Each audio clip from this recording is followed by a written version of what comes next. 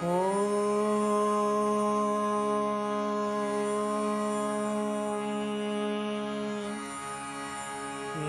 Shriyatiraja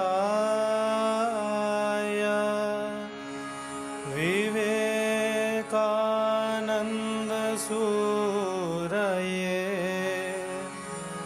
Satchit Sukha Swarupaya Swamine Tapaharine Swamine Tapaharine.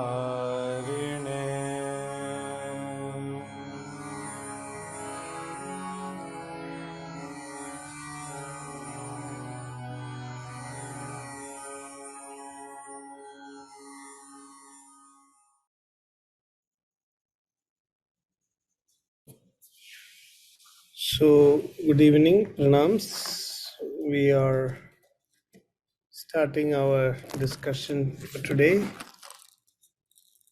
So, we looked at the verse Sattvamatma Shariram Chatrayameta Tridandavat Lokastishtati Samyogad Tatra Sarvam Pratishtitam Sapumansh Chetanam Tacha Adhikaranam Madam Vedasyasya Tadartham hi Vedoyam Samprakashita. So Ayurveda has been discovered for the benefit of all living beings. So when you say Puman, it also goes beyond the human being, strictly speaking, because Sattvam Atma Shariram Cha, that this trinity is Lokas Tishtati Samyoga. The whole world is resting on this tripod, not just human life. The whole of creation manifests because of this coming together of Sattvam Atma and Shariram. Tatra Sarvam Pratishthidam. So that is very important. We may mistake that this is referring to only human life. But these words tell us that it is not just human life. It's not mentioned that Manujas Tishtadi, it is Lokas Tishtadi, Samyogad. And Tatra Sarvam Pratishthidam. Everything is, established here in the coming together of Sattvam, Atma and Sharir. So the human being or life itself as a three-dimensional entity is a very central concept in Ayurveda. So all living beings, the physical body is only the tip of the iceberg. So Ayurveda says we must not look at an individual as just a physical body. Beyond the physical body is the mind, and beyond the mind is the self. So the living being is a three-dimensional personality comprising the physical, the mental, and the spiritual dimensions of existence. And this is a very, very central concept. This is also linked to the Sankhya philosophy, where this idea of Adhyatmika, Adhidaivika, and Adhibhautika are there. So, Adhyatmika refers to the self, Adhibhaudika to the Sharira, and Adhidaivika to the Manas. So what we are telling is that this Trivitha Dukkham, why humans, why all creatures are afflicted by three types of pain, Adhyatmika, Adhidaivika and Adhibhaudika. That is because we exist in three dimensions. And from each of these dimensions of our existence, there can be stress, which means dukkha in Ayurveda is the disease. So the disease can have an origin from the Adhyatma plane or the Adhidaivika plane or the Adhibhaudika plane. And each of them require a different strategy to handle. That is why this view is taken, because tad dukkha samyogo vyadhaya. Disease is the contact with sorrow.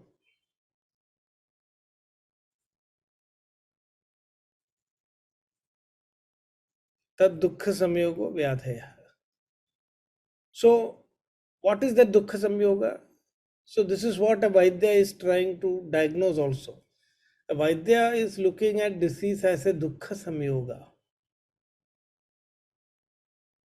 Anything that causes dukkha is a disease. That is the Ayurvedic understanding. Sukha samjnagam arogyam vikaro dukkham evacha. So that dukkha samyogo vyadhaya. So how does the dukkha samyoga happen?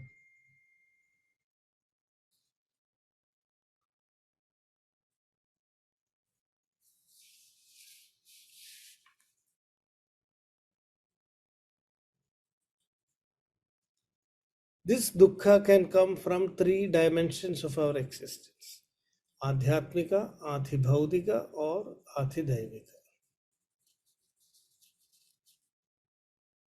So, an Ayurveda Vaidya, when he tries to diagnose the disease, is trying to find the source of that dukkha. This is a very important aspect of diagnosis. We are not just looking at whether it's a virus or a bacteria or an inflammation or degeneration, which is what a modern medical doctor will look at. In Ayurveda, we go beyond that. This is called holistic healing. We look at where is the source of that dukkha. What led that individual to this dukkha? Is it coming from Adhyatmika plane or Adhibhaudika plane or Adhidaivika plane? That is why I said, Sapumans Chedanam Tacha, Tacha Adhigaranam. This is the subject matter of Ayurveda. This Purusha is this person is the subject matter of Ayurveda. Vedasyasya Tacha Adhigaranam. He is the conscious entity for which who is experiencing this dukkha, for whom the knowledge of Ayurveda has been propounded. Tadartham hi vedoyam samprakashitaha. So this is the adhikari. So this is very important to know. The adhikarana of Ayurveda is the Purusha, and this Purusha is a samyoga of Sattva, Atma and Sharira. Therefore, he can experience pain or disease at three levels: physical, mental, and spiritual, Adhyatmika, Adhidaivika, and Adhibhaudika. And the goal of Ayurveda is to help this Purusha to overcome that dukkha and get Sukha Samyoga, Dukkha Viyoga, and Sukha Samyoga. That is the goal of Ayurvedic intervention. I hope that is clear.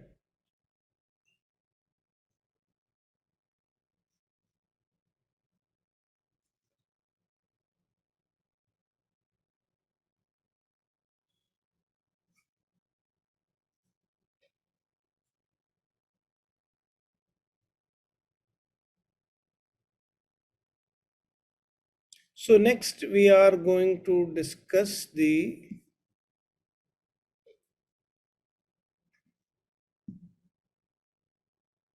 Dravya Sangraha. We have talked that Samanya and Vishesha we have discussed already. We discussed Samanya Vishesha elaborately. Dravya Samanya, Guna Samanya, Karma Samanya, Ekadesha Samanya, Madhyama Samanya, Atyanta Samanya, Ekavritti Samanya, Upavayavritti Samanya, all those Samanya Vishesha we have discussed. So Samanyam cha Vishesham cha Gunan Dravyani Karma cha Samavayam cha Yajñatva Tantroktam Vidhi Mastida. So next in the Dravya is mentioned. How many Dravyas are there? Khadinyatma manakalo dishascha dravya sangraha. Sendriyam chetanam dravyam nirindriyam achetanam. So Khadinyatma here is mentioned.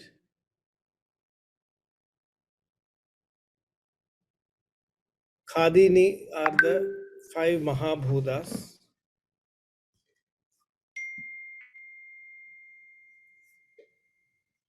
which is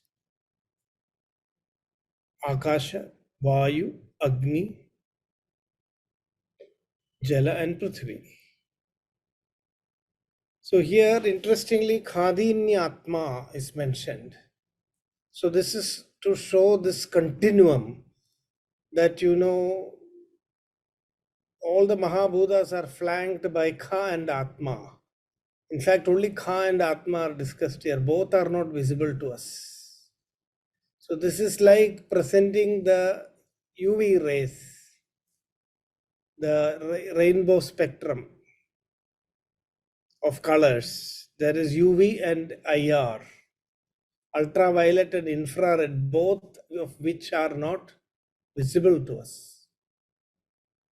So it's very interesting that Khadinyatma means, if you look at this whole spectrum, the continuum of reality, of physical, psychological, and spiritual reality that make up the world of our experiences, we are able to perceive only within these two limits of Kha and Atma. Both, when you go beyond the physical, at a point, when you go deep into the physical, everything gets dissolved in Ka, Akasha. And then everything gets lost there. Your senses cannot reach behind that. When you go outside, you end with Akasha and you don't know where to go. And when you go outside to the limit of the physical world, you will turn inside. This is what science is also doing. Today we have reached quantum physics, quantum mechanics, and they have found that when you look at the world changes according to the way you look at it. There is no objectivity. This is a new concept in physics. They thought that the world was sitting outside for us to study and understand objectively. Now they find that depending on how I design my experiment, the world will appear different. For example, the particle may appear like a wave or a particle, depending on how I design my experiment. So we cannot say what is reality. Is it a wave or particle? It depends on how you look at it. So Khadinyatma, that is why this is not mentioned anywhere, but this is how I have understood. See, there are many things. If you keep contemplating on these verses, you may get some insights and you can rationally analyze it and try to find out how reasonable it is. So when I thought about this Khadinyatma, I can see very clearly an outward movement to the Panchamahabhutas. And after reaching the Akasha, when you try to go beyond Akasha, you take a U-turn and you come to your own self. This is what is happening to physics. So you see how beautiful this has been mentioned. Khadinyatma. He doesn't want to tell Panchamahabhutas. He's not mentioning Prithvi because those are the gross things.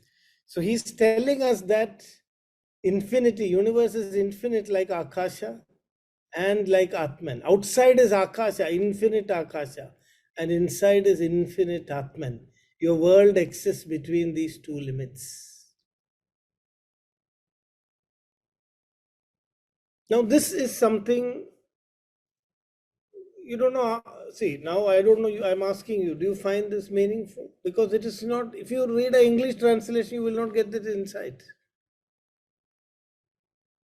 You have to contemplate on this verse. This I can say something that occurred to me after reading the Caraka-Saṁhitā maybe more than 1,000 times. I have not kept count. I don't know how many times I've read this verse. But after many thousand times, one day, because I was always, when I read this verse, I was translating it as Panchama Bhutas Atma. So that's how I understood. Until one day, as I was repeatedly reading it, one day suddenly I asked this question to myself: why is it Khadinyatma? Why he has used Kha? Kha is starting with Akasha and ending with Atma. Both are invisible. Both are infinite. Is there some deeper idea that the Acharya is trying to convey? So this contemplation of the teaching is very, very important. I'm just sharing my personal experience here. If you don't contemplate, if you just read once and say, I've understood Caraka-Saṁhitā, okay, I'm taking 2 month certificate course. Now I've become expert of Caraka-Saṁhitā. I don't have the courage to say that based on my experience of, I started at the age of maybe 16, 17 to read the Caraka-Saṁhitā.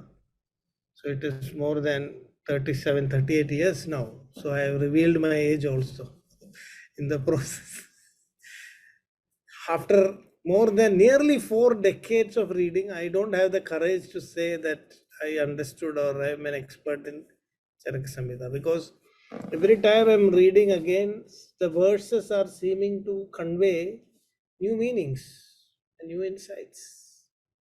So that is why ancient times they used to do this Swadhyayam, repeated chanting and reading again and again, coming back again and again, looking at it from a fresh perspective. Every time there is something fresh, something new to be conveyed. So khadinyatma manakalo dishascha dravya sangraha. So you go outside, everything starts from that shunyam, everything is in akasha, and everything ends in atma. Your entire physical world exists in akasha. From akasha, tasmad va etasmad atmana akasha sambhuta.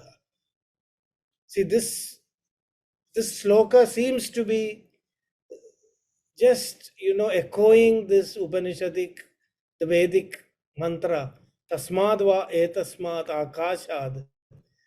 Tasmad va etasmad atmana akasha sambhuta. There you can see Atma and Akasha are mentioned together.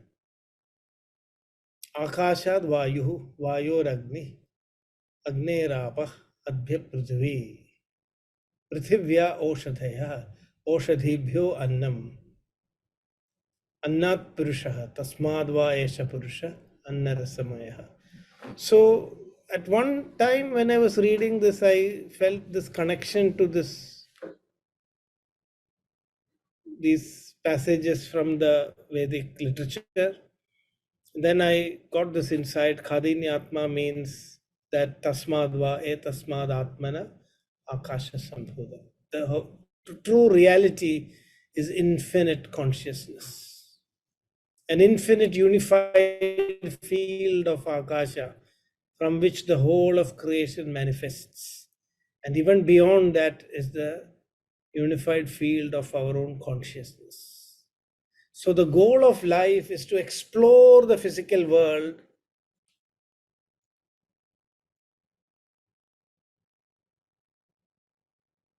both Varsha Raghunathan is asking what is the both, you have to synthesize both these views. So even the Tanmatra, what we are talking about, Akashad, Vayu, Vayu, Ragni, is the origin of the Tanmatras, not Panchikarana. Panchikarana happens afterwards. So here when you say Akashad, Vayu, Vayu, Ragni, it is the origin of the Tanmatras. It is a Karana Dravya, we call it. Karya Dravyas are already Panchikritam.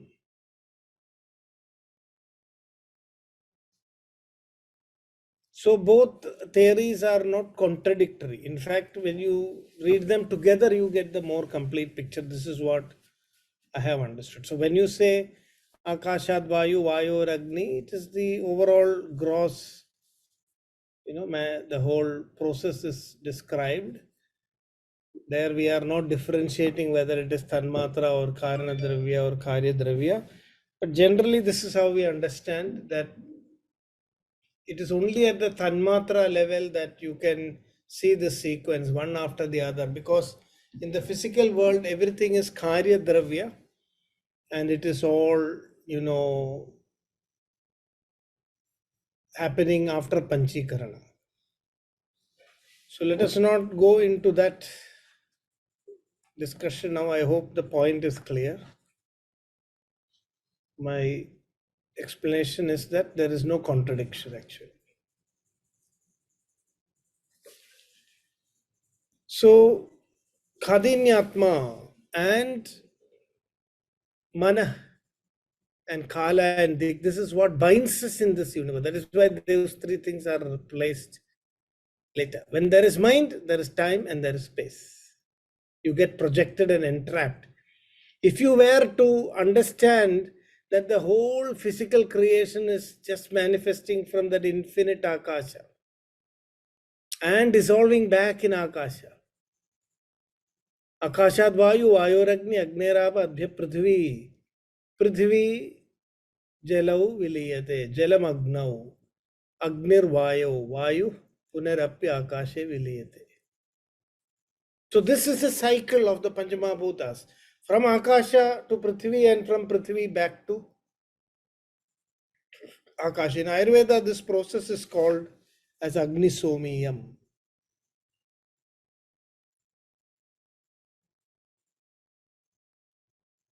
It's called Agnisomiyam. So the expression of Akasha to Prithvi is Soma, and back again is the energy of Agni. Agni is causing this Laya, and Soma is bringing back. So this is continuously happening. And our mind traps us into this cobweb of creation. So Khadinyatma Manaha. So that is why Manas is mentioned after that.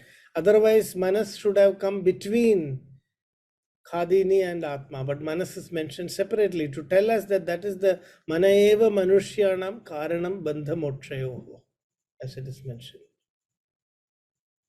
Manas is the cause for our Bandha and Moksha. And mind gets trapped in this idea of time and space, Kala and Dik. Sandrananda Avabodhatmagam Anupamitam Deshakalavadibhyam Nirmuktam Nityamuktam Nigama Shabda Sahasrena Nirbhasyamanam Aspashtam Drashtamatre Punaruru Sakshat Guru Pavanapure Hanta Bhagyam Jananam. Has anybody heard this verse? Anybody knows from where it is? This whole idea is coming there. Narayaniam. Yes, it is the first verse from the famous Narayaniam, which is in eulogy of Lord Guruvayurappan in a very famous Krishna temple in Kerala. So here you can see Sandranandava Bodhatmagam Anupamitam Kala Deshavadibhyam Nirmuktam Nityamuktam. So this is the state to which we have to arise. Kala Deshavadibhyam Nirmuktam. Free from that limitations of time and space. Kala Deshavadibhyam Nirmuktam Nityamuktam. Eternally free from that. But the mind is trapping us in Kala and Desha. So we are looking at Guruvayurappan as a manifestation of that ultimate consciousness. Sandrananda Avabodhatmagam. The Sandra Ananda, dense Ananda. Sandrananda Avabodhatmagam. So when you are able to become aware of that, so the purpose of knowing Khadinya Atma is that if you know that if you explore the world to the limit, you will end up dissolving in Akasha. And as you bathe or dive into the Akasha, you will wake up inside yourself in the awareness of your own Atma. Sandrananda Avabodhatma. So, from an Ayurvedic perspective, we would say let the scientists explore more. They have not explored enough. Let them explore more. When they reach the end, yeah, Dik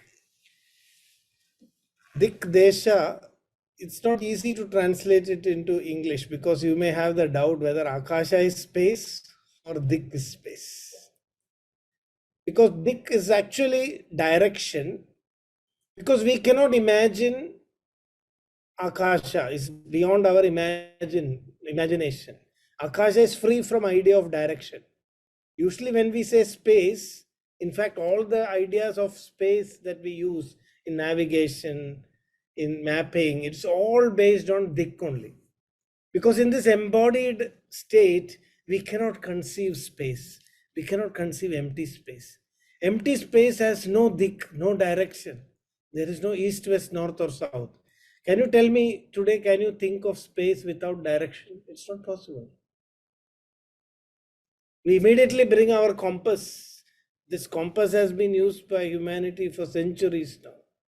Because that is our idea of space. I immediately want orientation. Where am I? Am I in the north? So I want to immediately, the compass tells me where is north, and then immediately I start measuring, the remaining dik. So that is why what we mean today by space is dik in old Sanskrit.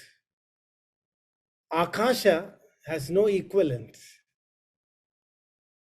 Akasha is Avakasha Dana the Akasha. It is all pervading. It is beyond all relativism. It is absolute space. So one way I have tried to translate this by saying absolute space is Akasha and relative space is Dik. English has a lot of limitations. So Sandranandava Bodhatmakam Anupamitam. This experience of that Sandrananda is Anupamitam. You cannot compare it with anything that you experience. If you ask me, is it better than an ice cream? No comparison.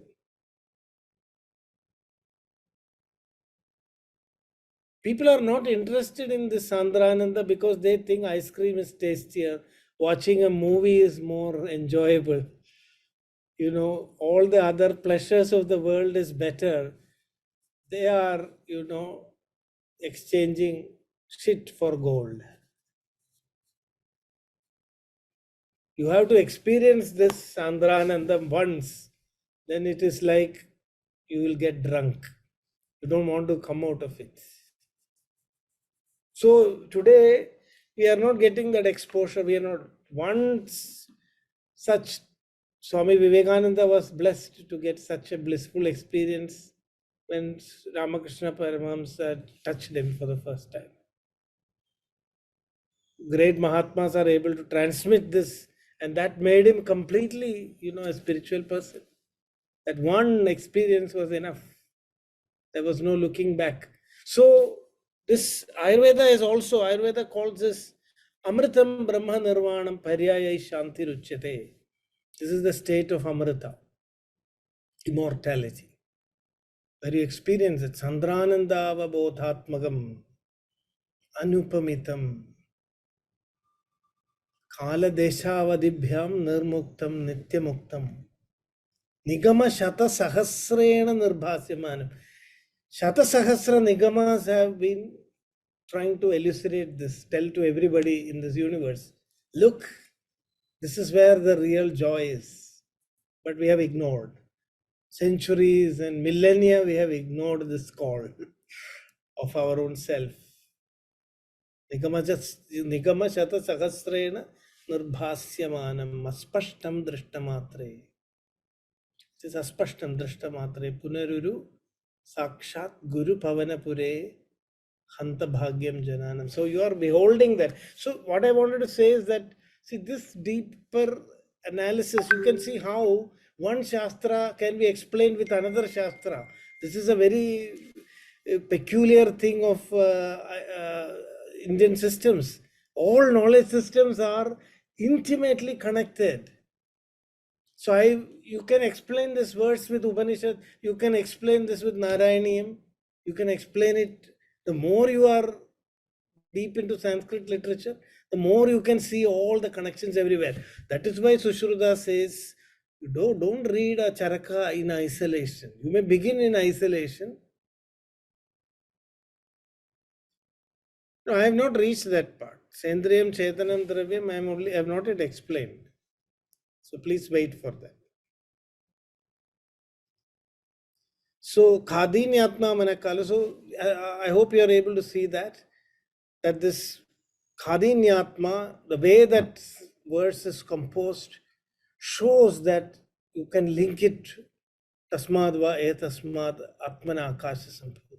And in Narayaniya, when it said Kala Desha Avadibhyam Nirmuktam Nityamuktam, because this consciousness is not bound by the mind.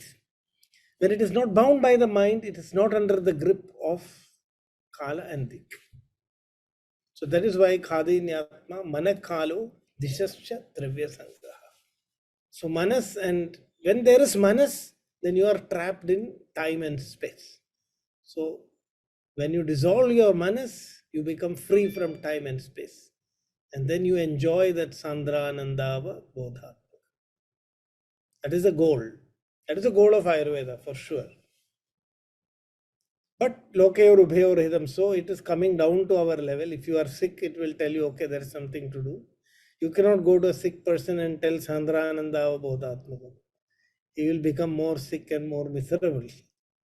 You have to tell him how to overcome that sickness. But Ayurveda doesn't stop there. So now after giving, this is Dravya Sangraham. You can see it gives you a completely different way of looking at the world. So translation is of no use. That's what I have understood. If you simply translate this into English, you don't get an insight. And as I told you, thousands of times I had to read this text again and again. And even now, when I read many portions of the text, sometimes I get new insights which was not there before. So there is no question of stopping reading this Samhita. And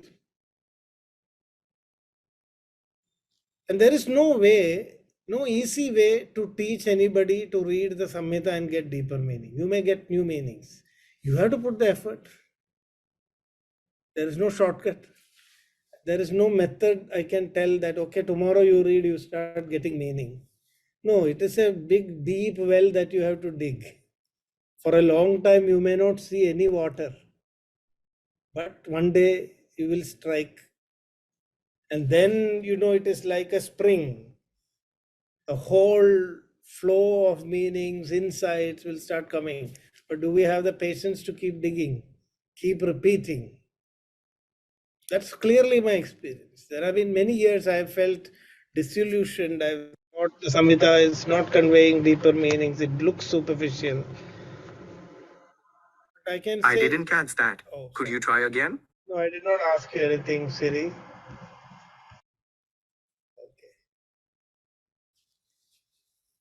Technology is funny sometimes. I'm sorry about that. So I can tell clearly with confidence that if you keep engaging, a time will come. There is no method for it. We have to do hard work. So the teaching, so if we were to do this reading in the traditional way, what we would be doing is Khadinyatma Manakalo Dishascha Dravya Sangra. Everybody will repeat it. If we want, we can do that way also. But then that's a very slow process. Today, people will not continue if we do like that. Only thing we may do half an hour is repeating and chanting. But that was the old way, you put the shlokas deep into your mind.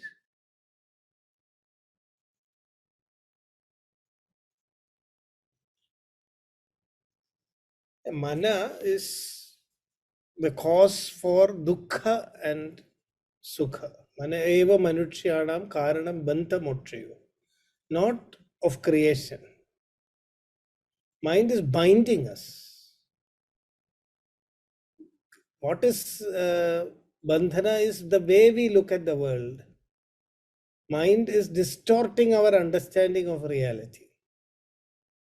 That is what our Shastras are telling.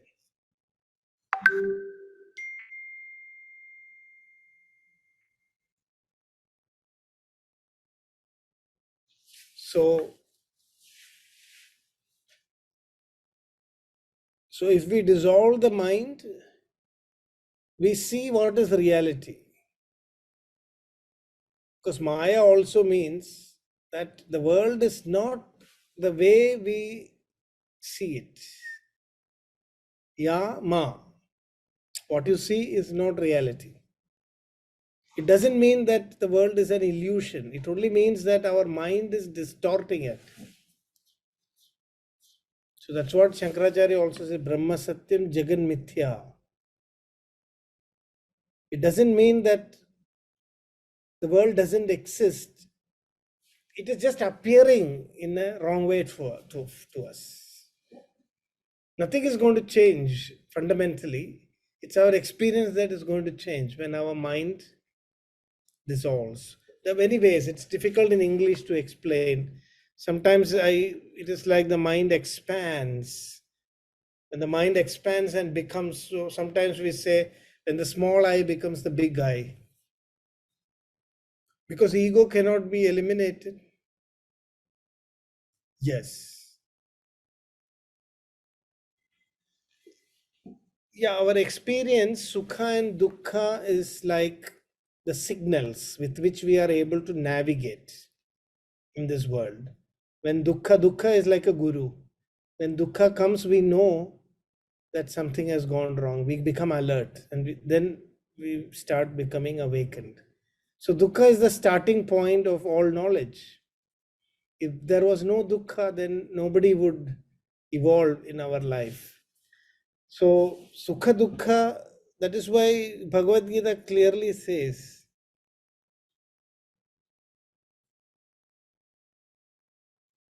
that we have to discard both sukha and dukkha. Sukha dukkhe same kritva labha labhau jaya jayo tato yuddhaya ujjasva naivam papam avapsisi. Sukha dukkhe same kritva. So matras parshastu kaunteya shitoshna sukha dukkadaha agama apayino nityaha tam stitikshasva bharata. So very clearly, the question that was asked, yes, sukha dukkha are said to be misleading. Matras parshastu kaunteya shitoshna sukha dukkadaha tam stitikshasva. You learn to tolerate sukha and dukkha. Don't get overwhelmed by that. If you go behind the sukha and dukkha of the manas, then we are going to be misled. We have to see beyond that. Our mind, when our mind is not affected by sukha or dukkha, that state is called as prasadam. Ragadvesha viyuktaistu vishayan indriyaischaran atmavasyaihi vidheyatma prasadam athigachadi. Prasade sarva dukkhanam hanirasyopajayate. Prasanna chetaso hyashu buddhi paryavatishthate. So there is no other way to come out of this cycle other than getting prasada bhava. So when we go to a Mahatma, when we go to a temple, what we get is the prasad. We think it is the sweet that we get is the prasad. That is again a trick. I have taken a lot of sweet and almost become diabetic only. No prasada has happened to my mind. Until I learned that it is not the sweet. Everybody likes to get some prasad because it is so sweet. It is a symbolic understanding that when you go to a Mahatma, when you go to a temple, what you get back is a mindset which is neutral to both sukha and dukkha. When you are not affected, dukkeshu anidvigramanaha sukheshu vigadaspraha vitaraga bhayakrodha sthitadir muniruchyate. So dukkeshu anidvignamanaha. I am not becoming upset by dukkha. Sukheshu vigadaspraha. I am not attached to sukha. Vitaraga, because I don't have raga or bhaya or krodha. Such a state is the state of muni. So I'm answering that question. The mind is definitely, our experiences are misleading as long as it is at the level of Vedana, Sukha Dukkhatmakam Lokam. As long as we are at that level of the mind, it is definitely misleading. Now, the Acharya is telling us the distinction between Chetanam Dravyam, Nirindriyam, Achetanam. So it is not that this is a very, very important concept, because Ayurveda is not telling that the presence of Atman is the cause of Chetana Dravya. What is sentient and what is insentient living, what is living and what is non-living. So we may be tempted to say that which has Atma is living, that which does not have Atma is non-living. No. What is there which does not have Atma? Can you tell me? So our Shastras have told, Prahlada said, even in this pillar there is consciousness. And he proved that. It is not Hiranyakashipu took his mace and hit that pillar, and out of that came the cosmic energy of Narasimha. So what there, everything is conscious, but that is not living. Living means having indriyas. See, why a stone is not appearing as living? Because it has no indriya, not because it has no consciousness.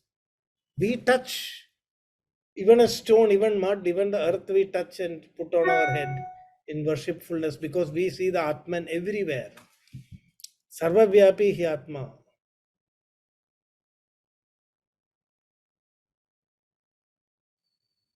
Vibhu. Everywhere Atma is.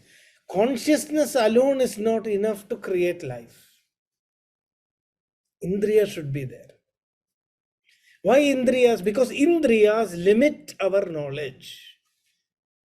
Indriyas is the trap of creation. Through Indriyas, I am able to see, because why the world is Panchamahabhutatmaka, it is not that it is a mixture of earth, water, air, fire. No. Panchamahabhutas means we see our world is what our senses create for us. I can see only the Vibji or range of colors. So my world is Saptavarna, combination of Saptavarnas. I cannot see infrared or ultraviolet. Does it mean that those colors are not there? They are there, but we cannot see it. So my Indriya is limiting the Indriyas are filtering and presenting the world. Now a dog may see the world differently. A human is seeing the world. That is why it is called loka.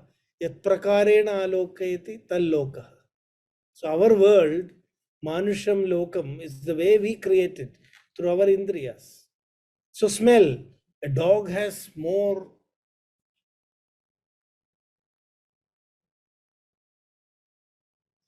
Yes, indriya can be powerful, but how powerful? It is still limiting.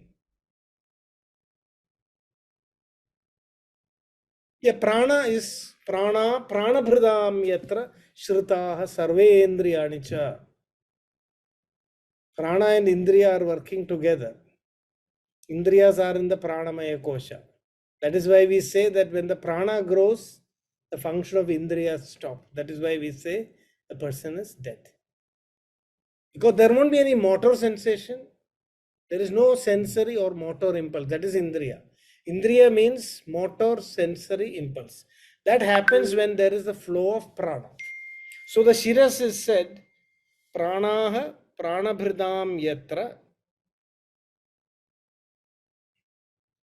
Shrita sarvendriyani cha yaduttamangam angasya shiras tadabidhyate. So what is our shiras? Shiras is not chetana sthanam. Shiras is not the seat of consciousness. Shiras is the seat of prana, where all the indriyas are there. Pranaha pranabhridam yatra shritaha sarvendriyani cha. So where the pranas and indriyas are seen together, that is our shiras. It is indriya sthana. It is prana sthana.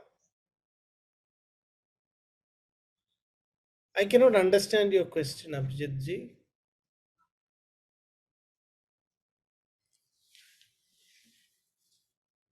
What I wanted to mean that Indriyas could be our power of Indriyas could be magnified like a gamma or a telescope or a microscope.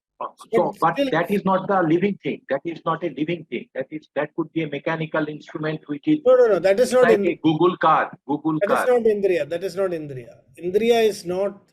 So Ayurveda says Pancha Panchagam. Indriyam, Indriya Adhishtanam, Indriya Buddhi, Indriya Dravyam. There is Pancha Panchagam. Indriya is not the instrument. Our eye is not the Indriya. This is just a physical structure. So even if after I am dead, my Indriya Adhishtanam is there. What you are talking about in Ayurvedic terms is Indriya Adhishtanam. The telescope is only an adhishtanam. By itself, it cannot. Indriya is that process of knowing. It creates that knowledge. It processes the data that comes through a telescope. The telescope by itself cannot process any data. Indriya is in the brain. It is inside your head, not in the eyes. Is that clear? So Panchakam concept is there in Ayurveda. Panchakam means Indriya is Indriya Dravya, Indriya Buddhi, Indriya Adhishtanam, like that. So the physical device, like our retina, the lens in our eyes, that is called Indriya Adhishtanam. And Indriya Buddhi is the visual cortex, which produces that sensation of perception. So Panchakam is discussed. So this is why we have to study this very deeply, very, very carefully. So even if you keep increasing the capacity of your Indriya, still it is a filter.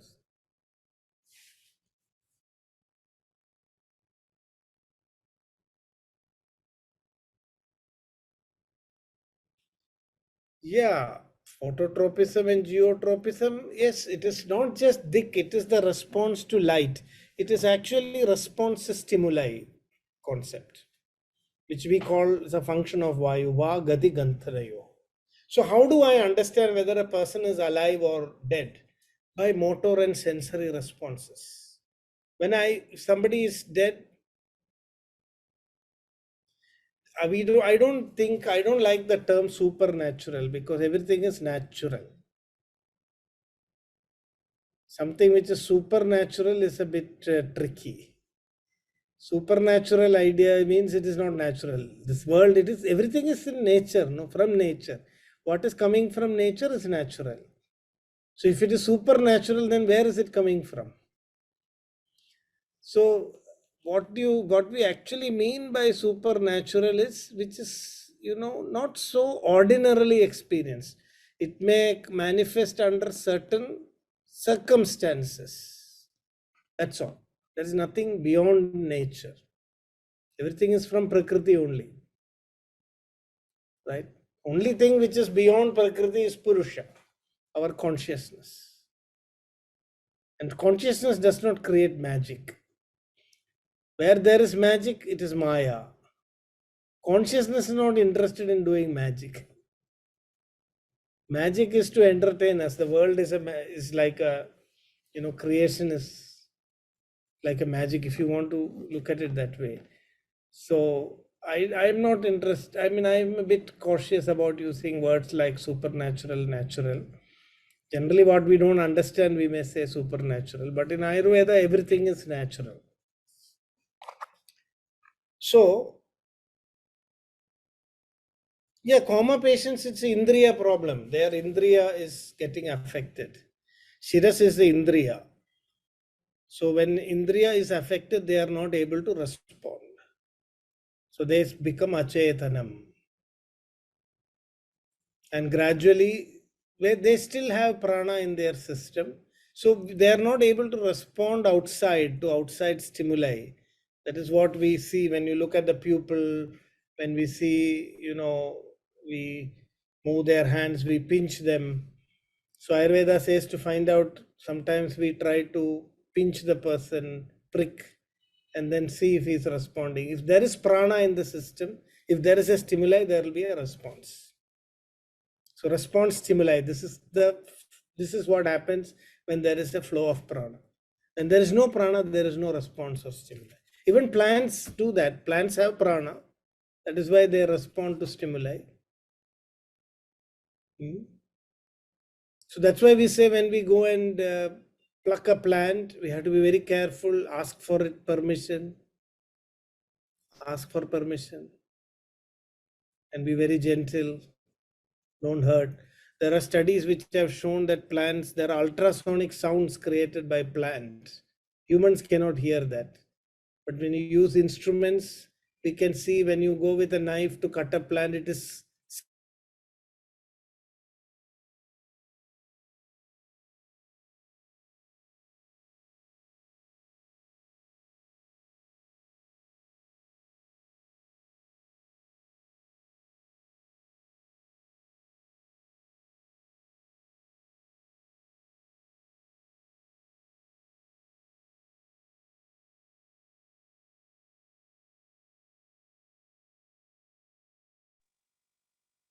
Sir, you are not audible, sir.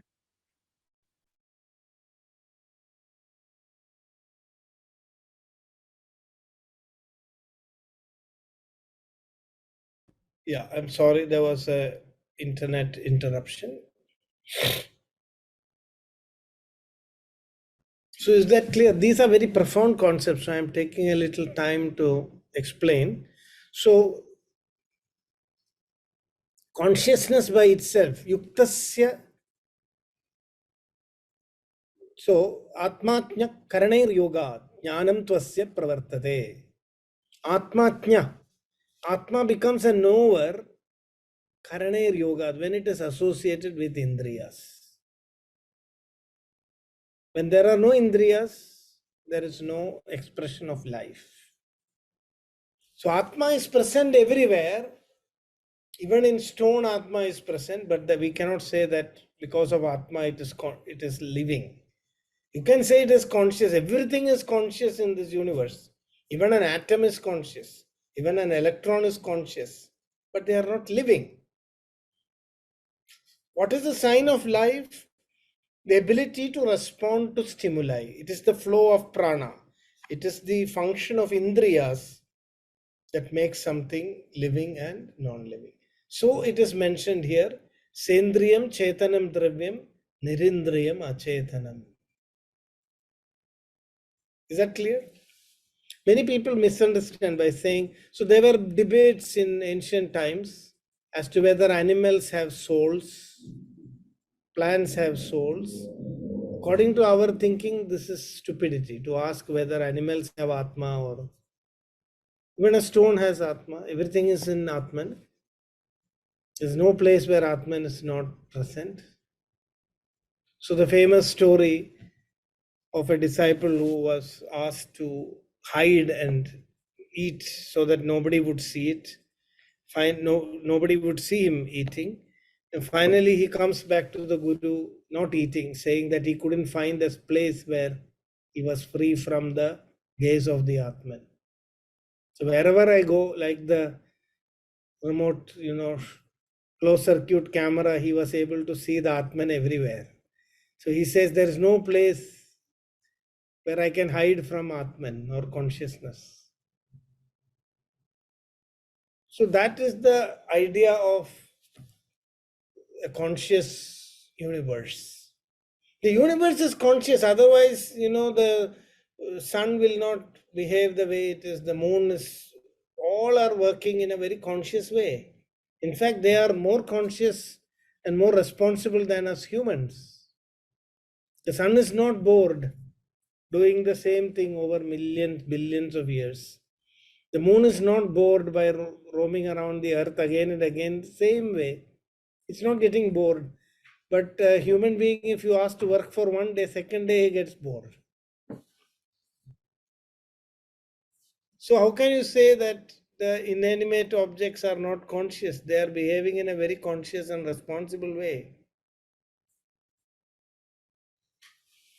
So that is why we say Sendriyam Chetanam Dravyam Nirindriyam Achetana. Yes, it is true. Atman is consciousness, but when we say Chetana or Chaitanyam, we understand that expression of that consciousness in a living form.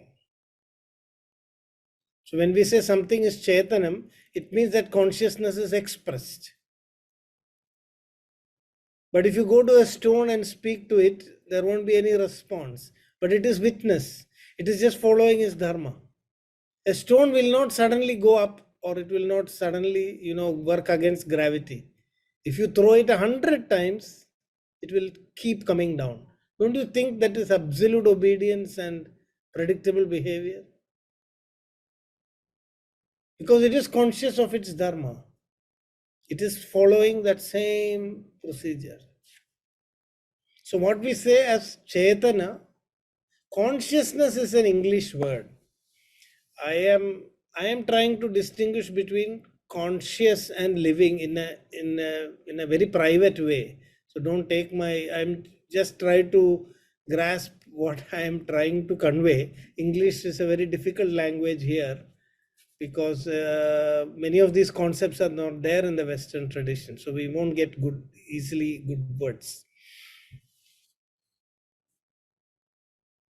What we have understood in our tradition is what we call jada is also, there is only that consciousness is not expressed. So you have heard of the story of a saint who kept his feet on the Shivalinga, and somebody came and scolded him, saying, "How dare you keep your feet on the Shivalinga?" And then the saint said, "Oh, I'm very sorry, please move it from there." And wherever that person's feet was shifted, everywhere a Shivalinga appeared. That is why we say, when we wake up in the morning and put our feet on the ground, Padasparshvam Kshamaswame, please forgive, that I'm stamping on you.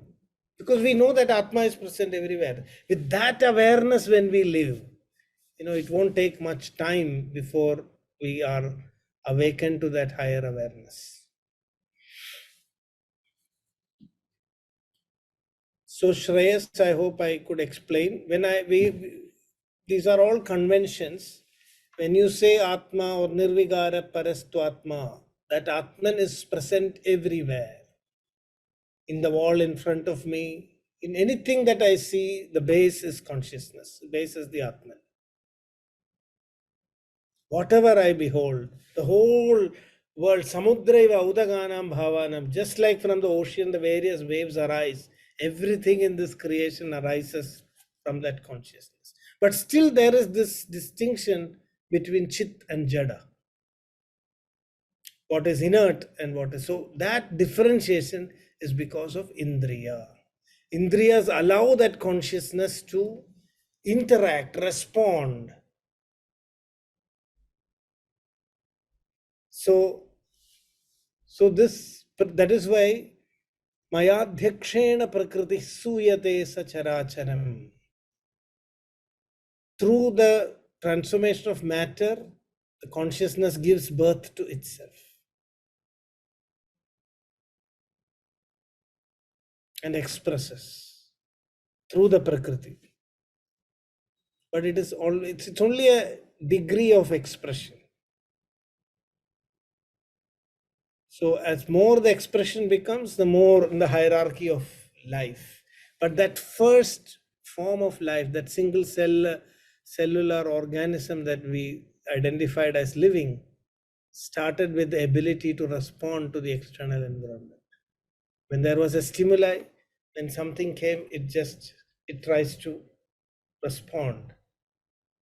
That response is possible due to indriyas. And then it becomes a living system. Self-preservation, all those signs of life come because of prana. And indriya is an expression of the pranic force.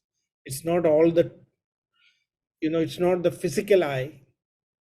As I said, the Panchaka is there. Yes. So then that's it for today. This is a very profound verse, and my goal is to stimulate thinking, and I hope you will start thinking and contemplating more on this, because these are very profound concepts. It takes lifetime sometimes to understand it deeply. Even if I have succeeded in stimulating some thinking, and I think that would be good enough. It's not possible to explain many of these things. You have to contemplate and discover. But I hope enough fuel has been given to start thinking. I'm also still in the process of understanding it deeply, and I just shared the insights of my engagement with verses like this, which I found really intriguing and very engaging, that I have repeatedly come back to read and contemplate, and then I find that it is giving us very deep insights. And please think and read more about it. Namaste. Thank you, sir. Namaste. Oh.